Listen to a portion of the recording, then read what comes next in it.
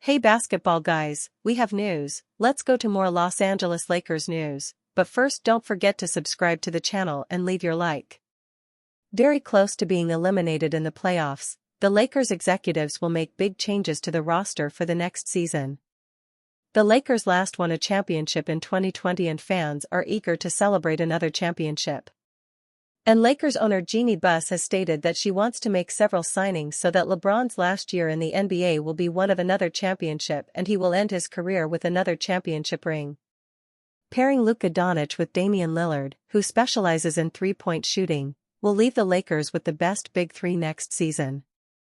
Executive Rob Pelinka will need to put together a trade package wisely, because Damian Lillard is already a veteran and is signing to win now, because it is difficult for any rival team to stop Doncic, LeBron and Damian Lillard.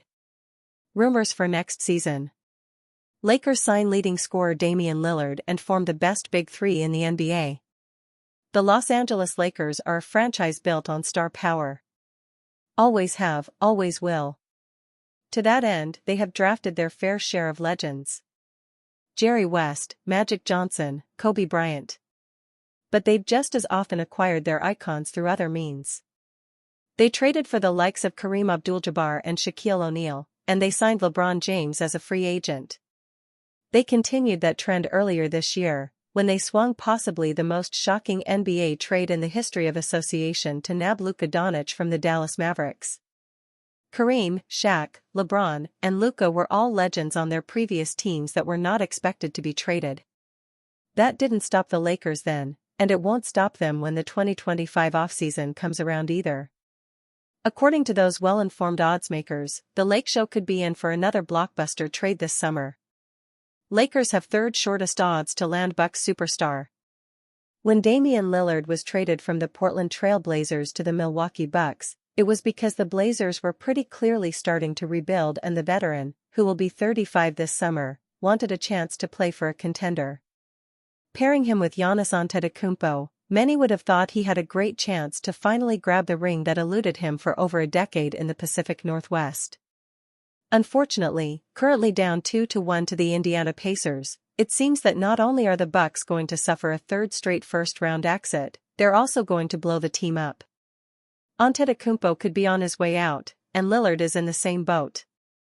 While they're not favorites to land Lillard, the Lakers are definitely in the mix according to Bovada Sportsbook. Lillard would fit in with the Lakers' veteran core in LA, but he would definitely have to learn how to play off the ball more with Doncic next to him as one of the most ball-dominant players in the league. The Lakers do need a backcourt mate for Doncic, however, so at plus 450 odds they're definitely in with a shout. And if we've learned anything about Lakers GM Rob Pelinka, it's that he can do the unthinkable. Ahead of them, however, are two Eastern Conference teams. The Orlando Magic would seem to be a perfect fit, and the Miami Heat were Lillard's original preferred destination before landing with the Bucks. The Dame Lillard sweepstakes will be intriguing indeed if the Bucks do get booted in the first round again here. Milwaukee will look to avoid that and draw even in the series in Game 4 on Sunday. The Lakers will be trying to do the same after dropping Game 3 against the Minnesota Timberwolves to go down 2-1 in their first-round series. Game 4 between the Lakers and Wolves takes place in Minnesota on Sunday. Lakers star LeBron James mindset amid potential to erase another 3-1 deficit. LeBron James and the Lakers may be on the brink of elimination, but everyone knows that the series isn't over until it's truly over. By the end, it was evident that the Lakers were running out of gas. Head coach J.J. Redick decided not to make any substitutions in the second half of Game 4, and it became clear that LeBron James, who never shies away from the moment, was gassed. James was sitting in the corner and wasn't very assertive in the final frame, scoring a grand total of 0 points in the fourth. Even though the Timberwolves have the Lakers on the ropes, no fan should be counting the purple and gold out. After all, James has been in this position before, down 3-1, and found a way to mount the greatest playoff comeback in NBA history in the grandest stage that is the NBA Finals. But James warned the Lakers not to get too ahead of themselves and to just begin their comeback trail one game at a time, as per Mike Trudell of Spectrum Sportsnet.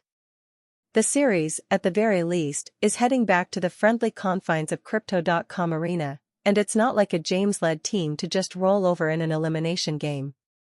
But it is concerning that the Lakers were in control of much of Game 4's second half and ended up throwing the game away with some misplays. At this point, the Timberwolves look like the deeper and more organized team, but as the old adage goes, it's not over until the fat lady sings. Expect the Lakers to give it their all in Game 5. Luka Doncic addresses Game 4 loss, remains hopeful to still win series. Luka Doncic's performance wasn't enough to see the Los Angeles Lakers through to the win in Game 4.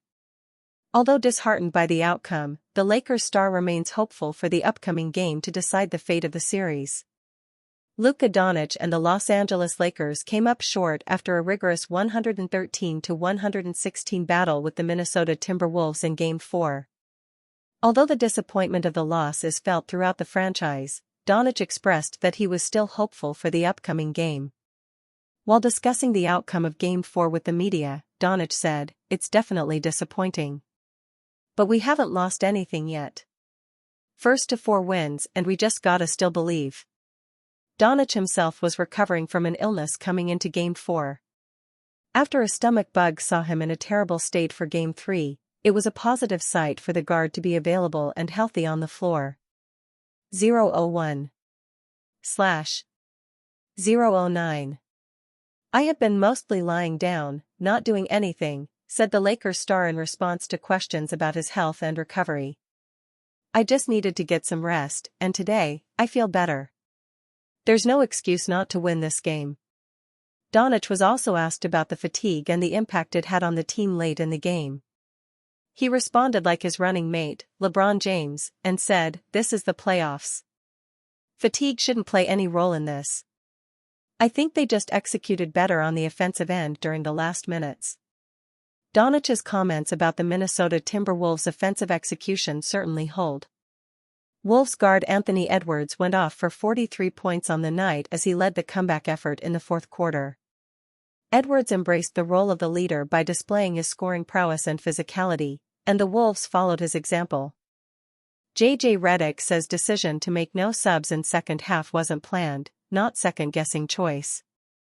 The Lakers played the same 5-man lineup the entire second half of Game 4, a decision head coach J.J. Redick said was not planned.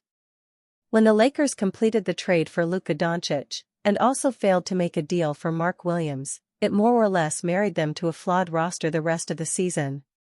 The argument was simple: the future is brighter with Luka, but the present was far murkier. Strong play from the Lakers in the second half of the regular season might have covered some flaws, but the playoffs have exposed them greatly. The Lakers bench has offered little in terms of actual production this series. So, in Sunday's Game 4 against the Wolves, head coach J.J. Redick made the very bold decision not to make a sub in the second half. After swapping out Dorian Finney-Smith for Jackson Hayes in the starting lineup, the lineup of LeBron James, Luka Doncic, Austin Reeves, Rui Hachimura, and DFS played the rest of the way. It's a move that literally hasn't been done before as Redick made history. But with the Lakers facing a must-win situation, an extra day of rest between Games 4 and 5 and a bench still lacking in production in the first half, Redick rolled the dice in a big way. "No, it wasn't planned," Redick said post-game. "We just made the decision at halftime." The Lakers had their best quarter of the series in the third period with the lineup and led 7 with 5 minutes remaining. But whether it was a mixture of his team running out of gas or the Wolves executing at a high level, the Lakers faltered down the stretch again, losing by 3 to fall behind 3-1 in the series. "It's not a planned thing to play 5 guys an entire second half," Redick reiterated. "We asked them at the beginning of the fourth quarter. We told them we had 2 timeouts. If you need a sub, let us know. Those guys gave a lot." Asked if he was second-guessing the decision in hindsight, Redick pushed back and said he wasn't. "Once you kind of made that decision and they're all in, you just have to trust them," Redick said. "It was a huge call to make, especially in the moment. The easy argument is to point out no one has ever played a 5-man lineup 24 consecutive minutes and a half for a reason. And it's fair one. When the Lakers were missing shots in the fourth and the offense slowed down to a crawl, it's also easy to assume the players were fatigued. None of the 5 on the floor blamed fatigue for the lack of points in the fourth. "We had some really good looks," LeBron said. "Luka missed a point-blank layup to put us up 7. I missed a point-blank layup to put us up 4. We had a couple opportunities. I don't think fatigue had anything to do with that. We just missed some point-blank shots. We were getting into what we wanted to get into. We just weren't able to convert. This is the playoffs," Luka added. "Fatigue shouldn't play any role in this. Played a lot of minutes, but that shouldn't play a role. I think we just executed bad on the offensive end during the last minutes. The players likely aren't going to come out after the game and say they were too tired to make shots in the fourth. But they also were pretty adamant that they were fine and it was a lack of execution, not fatigue." "I was fine," Rui said. "I was ready to play the whole game. But, of course, we kind of lost our rhythm and swag the last 5 minutes. It was a tough one. We found a rhythm with the 5 guys on the court literally the whole second half. So, we just kept it. It's tough. The coaches had to make a decision. We all felt good, too. We had a lot timeouts. But, yeah, it was a tough one." Pointing to a lack of execution down the stretch alone isn't clear-cut evidence of the team being tired. They were well rested for Game 3 and gave up a 13-1 run to close the game as their offense grinded to a halt. But, ultimately, it's a results-based business Redick is in. He made a huge decision that didn't go his way. As a rookie head coach, it'll likely be something he remembers for quite some time, and it feels safe to say there won't be a second instance of this happening under Redick. This Western Conference team can't afford a first-round playoff disaster. The Timberwolves are up 3-1 but need to close out their first-round series. With 3 active Western Conference playoff series, it's fair to wonder which team is under the most pressure to advance to the second round. After Sunday's win, the Minnesota Timberwolves have a commanding 3-1 lead over the Los Angeles Lakers. The Golden State Warriors are up 2-1 over the Houston Rockets. The Denver Nuggets and Los Angeles Clippers are tied up 2-2 in a tough battle. The Nuggets-Clippers series is truly a 50-50 toss-up and feels poised to go 7 games. Neither team losing would be a massive disappointment. The Nuggets shockingly fired their head coach and general manager just before the playoffs, so nobody was expecting a deep playoff run, while the Clippers have outperformed expectations all season. It could be argued that the Warriors have some pressure as they don't have many more chances to make a deep run in the Stephen Curry era. However, if they lose, Jimmy Butler's injury will undoubtedly be a factor. Conversely, a young Rockets team losing wouldn't be surprising or disappointing. They have one of the brightest futures in the league and are poised for title contention for the next decade. Why the Timberwolves have the most pressure? With a 3-1 lead, there's always some pressure to close out the series. While most people didn't pick the 6th-seeded Timberwolves to beat the Lakers, their early series dominance gives them pressure to close out the series. So far, the Timberwolves' size, defense, and physicality have overwhelmed the Lakers.